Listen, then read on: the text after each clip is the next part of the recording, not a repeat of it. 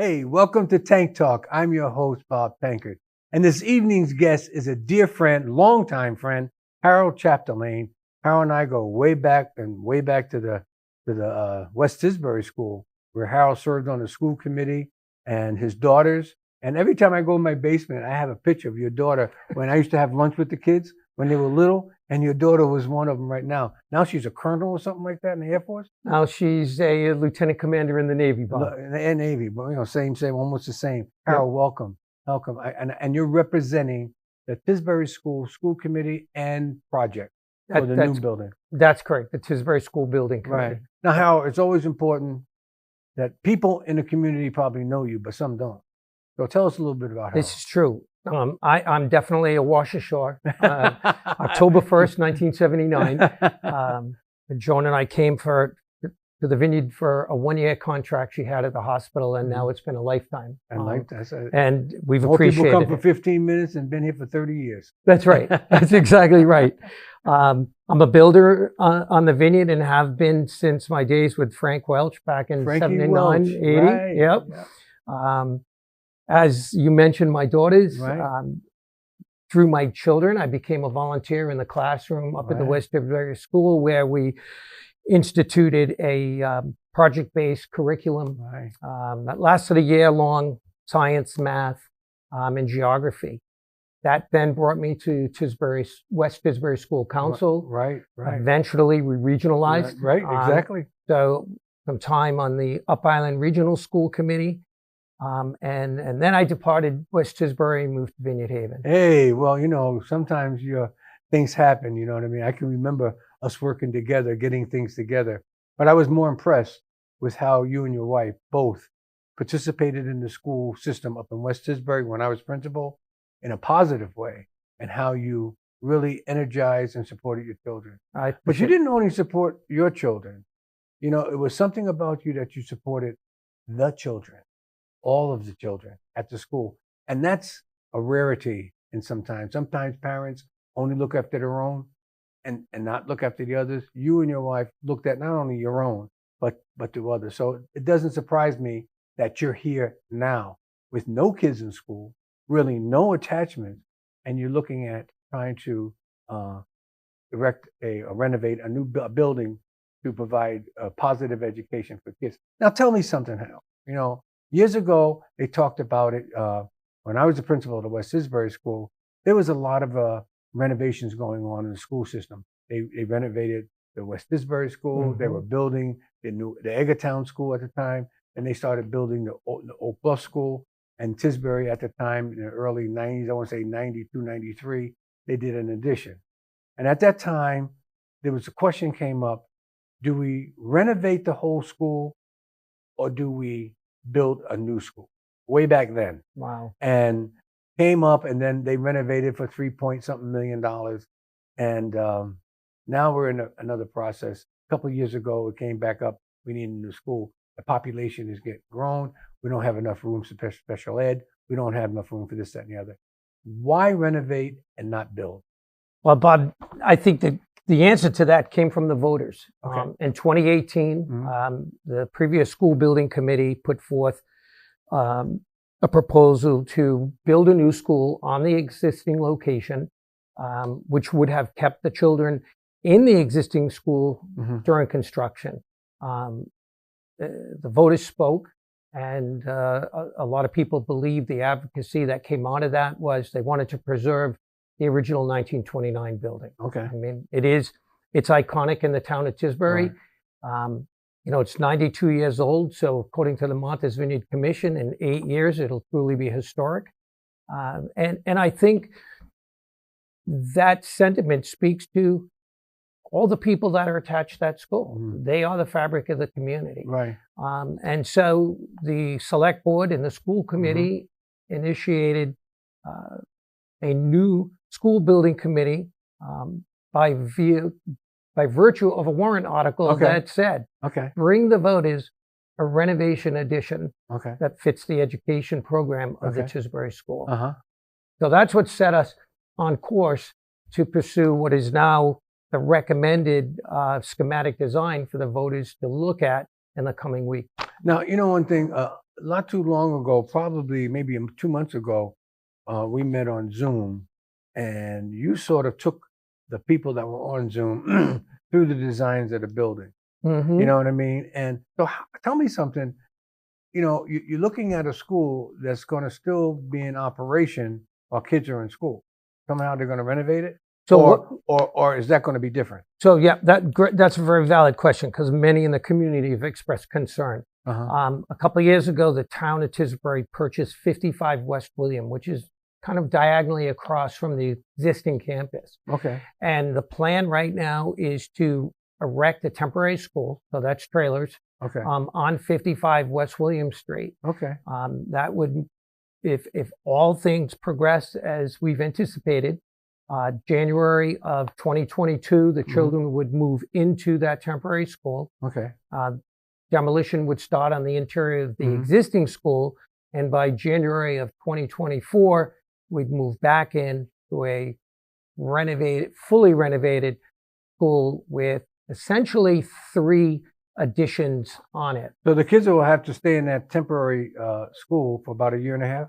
Pretty close to 2 years. About 2 years? Pretty close to two full years. It won't match or mirror the academic school year, but a calendar years, it would be 2 years. Take us through some of the design stages. We talk about, the front of the building will look almost the same. The central office. One of the big things is that when I remember most of all is someplace where I spent 20 years in the gymnasium at one point. How is that going to look after the renovation is over?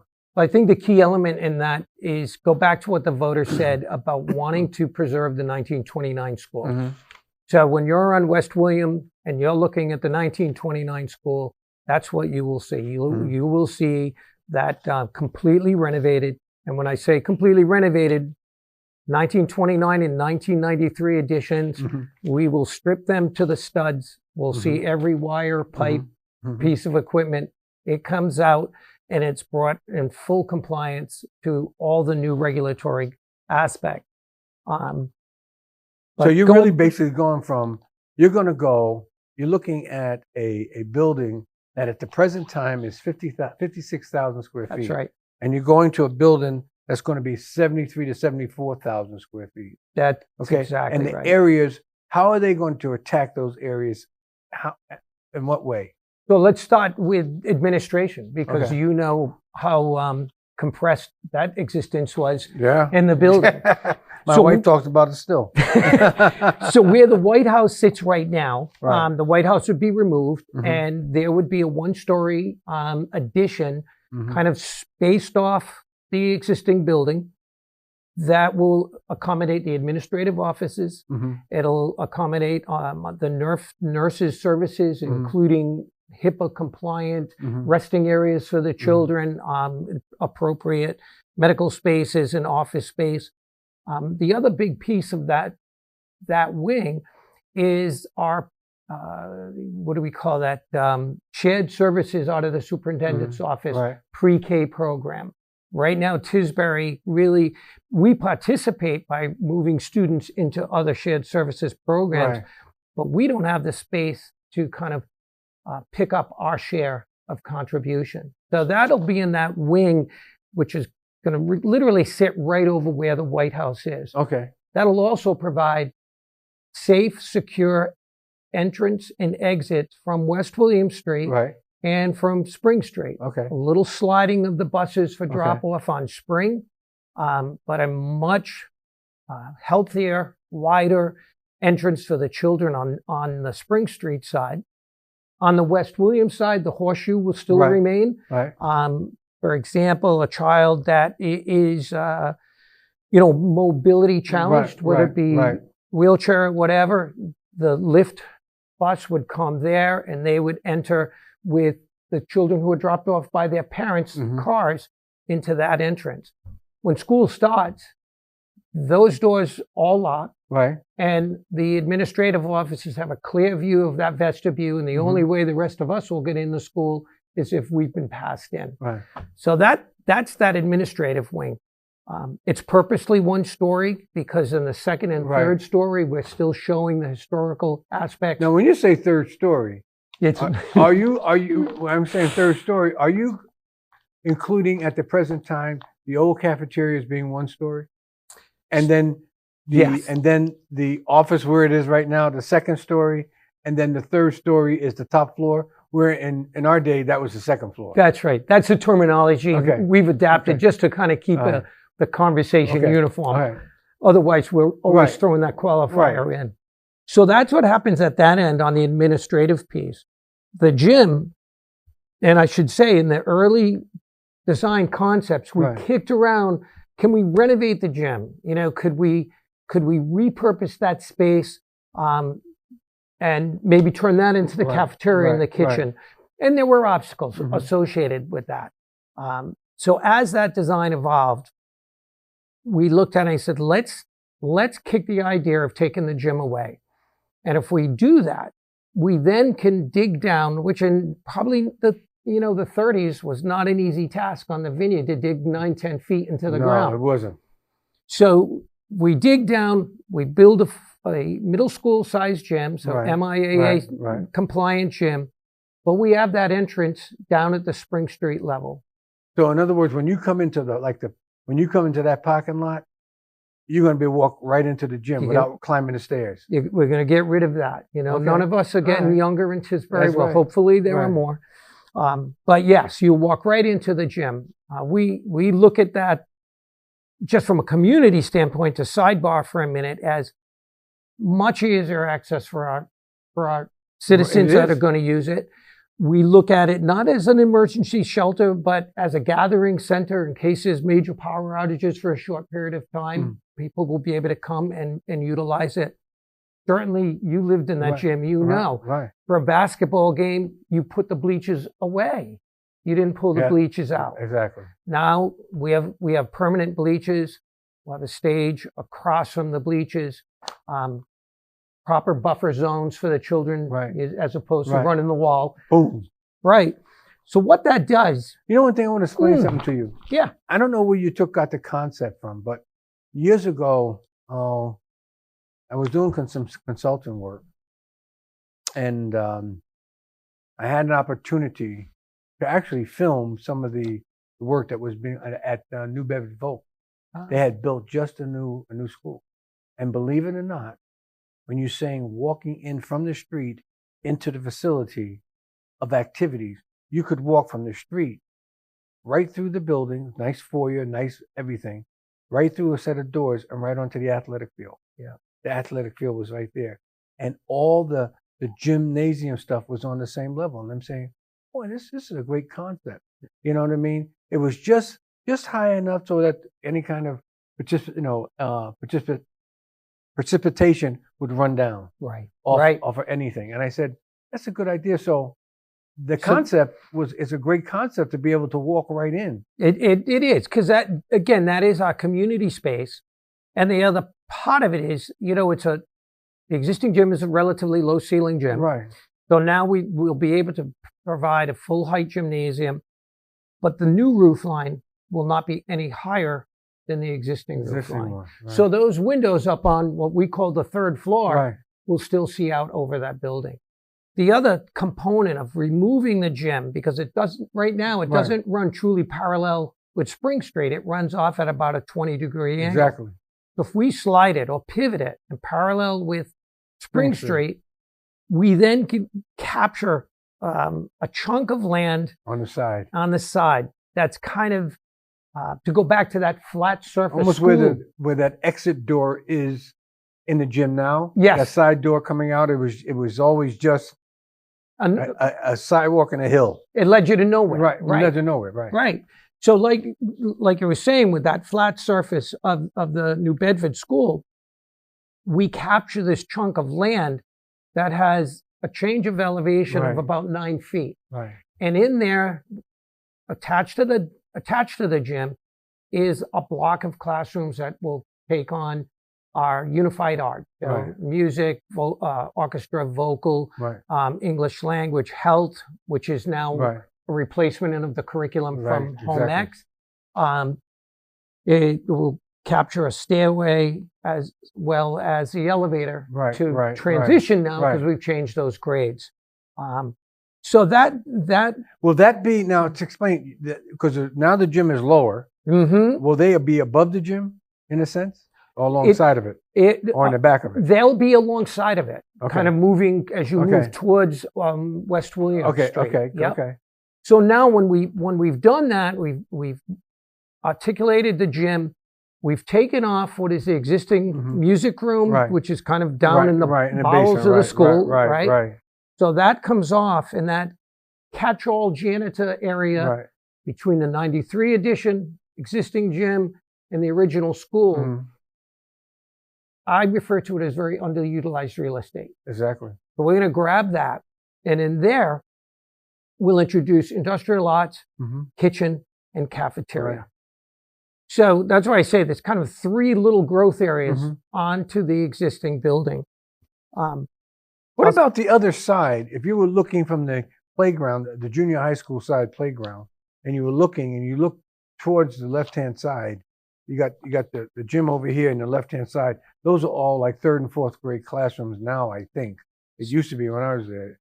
Are they probably still there? And then you had the shop underneath it. Yeah. You know what I mean? How is that going to look? So that elevation of the building, of the 29 building, will look pretty much the same. It'll get a complete facelift. Masonry will all be repointed and sealed, and windows and doors. I think asking that question leads us to the inside in a pretty unique way, because we talked about in the beginning, what do the educators refer to it as guiding principles. So one of the guiding principles along the developmental phase was, can we create small communities now inside a bigger school? So on that first floor, that lower level, kindergarten will stay where kindergarten is. We're going to shuffle classrooms around a little bit and create on newer spaces, like you'll have kindergarten, 1st and 2nd grade on one level. Go upstairs, we'll have 3, 4, 5. Go to that top floor, 6, 7, 8. Each one of those 3 levels is anchored by what we refer to as media commons library area.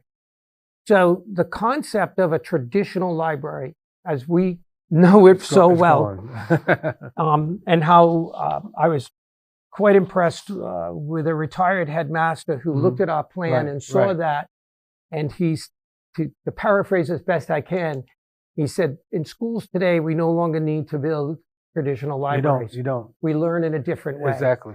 So these 3 areas in each one of the floors, these media commons library areas, will allow us to catalog, or the staff to catalog, grade appropriate materials. It'll provide breakout project learning spaces. It actually doubles up as spaces where the staff can hold, meetings during the day, because it's not always used. I mean, certainly additional small workshops can take place there. And that'll happen, again, grade appropriate or group grading appropriate on each level. People express concern, well, that's like in the middle of the school. Won't it be really dark and not an attractive place to be? And the architectural team, Tape Architects out of Boston, well, they were designing that floor plan. They understood that challenge. And on that Spring Street side of the cafeteria, you have a clear story of glass that floods that cafeteria with light. And so your 1st floor and 2nd floor windows of the original 1929 school have been, the frames have been kept, and the brick facade is there. And that natural light is going to flow right through into those spaces. And then on the 3rd floor, because you're above that roof line of the cafeteria, is a kind of lean-to of glass, like a huge skylight, that then brings that glass into the 3rd floor. So That's beautiful. That's great. It's creative. Now here's the other thing, because I've heard people say, well, what about our playgrounds? How is that going to affect our playgrounds? Are they going to be, one's going to be removed? Are they both going to be there? How are they going to do? What are they going to do with it? How is that going to handle? How is the new addition and that parking lot that's right there now, where most people from the central office and staff park out there? How is all that going to be affected with the new addition? So again, go back to guiding principles. As the building committee approached it, knowing that additions would be needed, it was a mandate to minimize the impact on those areas, to preserve them. Reorganize them, yes. So if we look at parking, the only parking lost would be those couple of janitorial spaces in the back. Okay. Right. So in design development, can we find a spot for them to tuck in, or will they use the lot across the street? That's definitely an open question. Right. But to gain a cafeteria, an industrial arts class, in a kitchen, but for a couple of parking places, that was a trade-off we had to face. As far as playground space, there is one piece of playground apparatus that would be dislocated by all of this 17,000 square feet of growth. Completely revamped playground space. If we're saying facing, what would that be? The south towards the cemetery. Right, exactly. Because one thing our playground is not right now is really ADA accessible. Exactly. Right. So universal access is a requirement and a mandate. As a matter of fact, the school has been told to do that. Whether we go through with this project or not, we have to accommodate universal access. So that'll be completely revamped. In that design, we'll catch all of the stormwater runoff on that side of the building. So we're going to keep that from going into the harbor. And again, that's mandated. We've recommended to the Board of Selectmen and the school committee that they work closely with the planning board, the Complete Streets program, the DPW, to really look at how do we right now, while this is all torn apart, address the sidewalks surrounding the school. Exactly. How do we address the crossing areas? Do we improve them? Can we improve them? And can we be really efficient with the town's dollar and doing it? To go to the other side, there's virtually no loss of field space on the what would be the east side. And then the parking outside of the gym, there's no loss of parking right there. So, well, basically on that side with the parking, because they're going to be able to walk right in, all you're doing is dropping that gym just dropping about 10 it down. feet down, taking that basic hill away, and then just walking right into the gym, building the gym. So just think of it. I mean, right now for a town meeting, your handicap accessibility is a pretty convoluted path to get in the building. Oh, it is. It is. Yes. Yeah.